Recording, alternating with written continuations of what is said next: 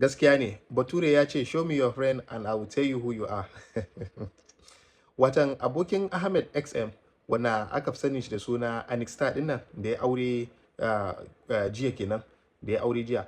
Yanzu shi dai shi ma yayi abin da shi Ahmed XM yayi kenan.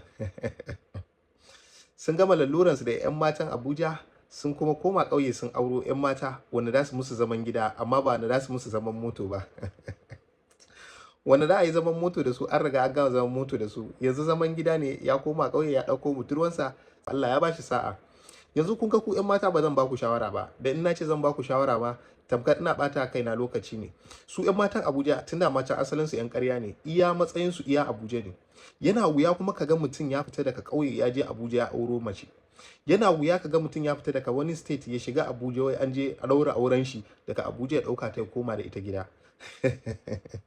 Sai dai su dai kawai a yi amfani da su a inda da a je yawo a sa su a gaban moto a kai su irin su cikin Republic, irin gurin shakatawa da dai sauransu. In wani abin more rayuwa ya zo a ɗan yi amfani da su shikenan a wuce nan. Amma iya amfanin su kenan. Yawancin matan Abuja da yawansu ba su auruwa, da yawansu suna gida ne. Kawai ana amfani da su, in aka gama laluran da za a yi da su shikenan a bar su a koma ƙauye a ɗauko wasu 'yan mata. Ni ba zan ba ku shawara fa, ku ci gaba da rayuwar Abuja. Abuja ishe ku. Sai kun kai shekara 40 a gida tukuna hankalinku zai